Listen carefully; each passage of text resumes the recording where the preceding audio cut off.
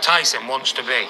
You know, so if he wants to carry on and mess around and do what he's doing, for me, but he either needs to keep busy and keep fighting and try and fight the best well he can, or walk away, because an inactivity fighter, listen, the odds are even up, and he's been on inactivity. He's not had many fights, has he? You know, so he either needs to keep busy and fight and try and fight the best he can. I would like to, if he can't get this Usyk fight, I'd like to see him fight, for an example, Andy Ruiz. Yeah. I like him to see fight Andy Ruiz. Joe Joyce. You know, all them fighters, whoever. Listen, forget these fighters with 16 fights and unknown. I don't even pronounce the name. Oh, he's good. Well, let him prove himself. We want to fight the names to seal our legacy. Not our legacy, my legacy. I've been to that fucking buffet 4 times today. I've knocked myself sick. But Tyson's legacy, we need, you know, let him fight the best while he can. You know, there should be no more the best. But the best needs to fetch something to the table. Is his legacy not complete though already? I wouldn't say it's complete at the moment, no. Obviously, the legacy is the undisputed, isn't it?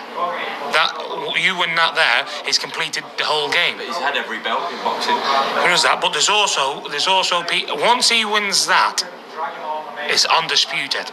No arguments. There's no arguments. Even the haters, even the pricks on the internet, and there's a fair few of them, yeah? Even them, they can't argue. So it is what it is. And those are the words of Shane Fury, brother of Tyson Fury and Tommy Fury, as he breaks down his thoughts on his brother Tyson Fury's career. He says, either fight the best or retire. No more messing about, and you need to be more active. And let me counterpunch. I do agree with Shane. I think Tyson Fury is a very good fighter. I do question if he's the best or not, just because he hasn't fought the best in this era. Even though he claims that these fighters that people want him to fight are not in his era, but they are fighting at the same time. So that's exactly what it means. So, Shane also mentioned because he's inactive, okay, because of the inactivity. And my take on inactivity, I think Tyson Fury has been more active than most fighters. I mean, if you look at his resume, besides 2021, okay, in 2020, he has fought last year twice, 2019 twice, 2018 3 times. And it just depends on what their protocol or what their idea of being active is.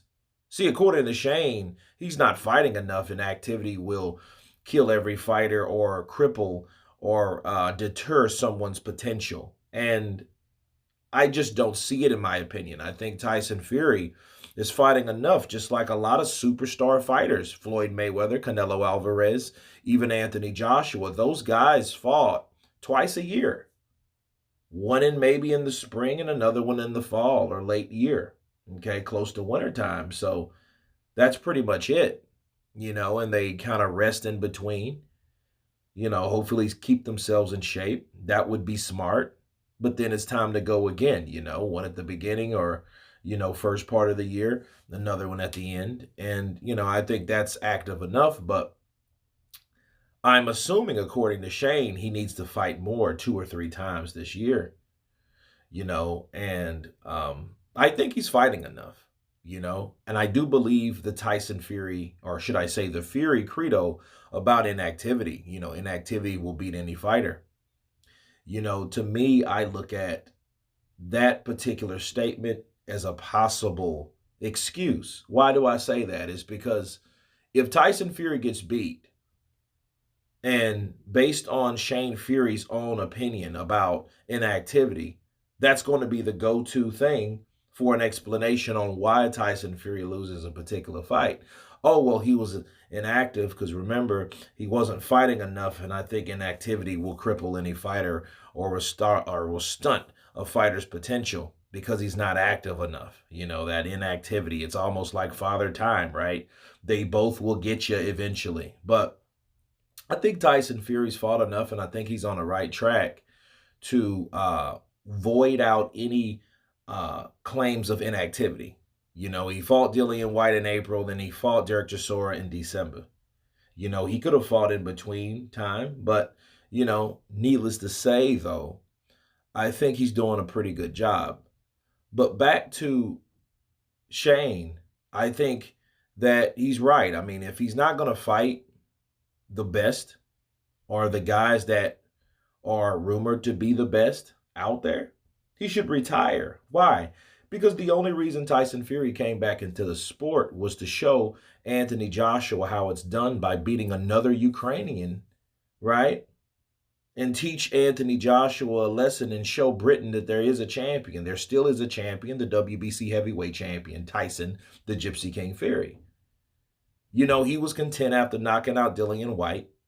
And we know the story behind that. If you don't know it, here it is. Deontay Wilder hit Tyson Fury, and he had lumps in his spine and his back. And that gave him concern and worry, and that gave him thoughts.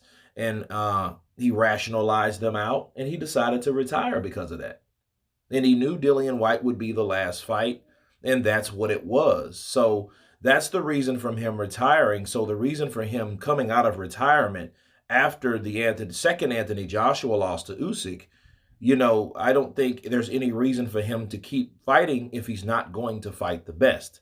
But anyway, you guys tell me what you think of Shane Fury's counterpunch on Tyson Fury's career. Of course, please subscribe. And you guys been Counterpunch. Peace.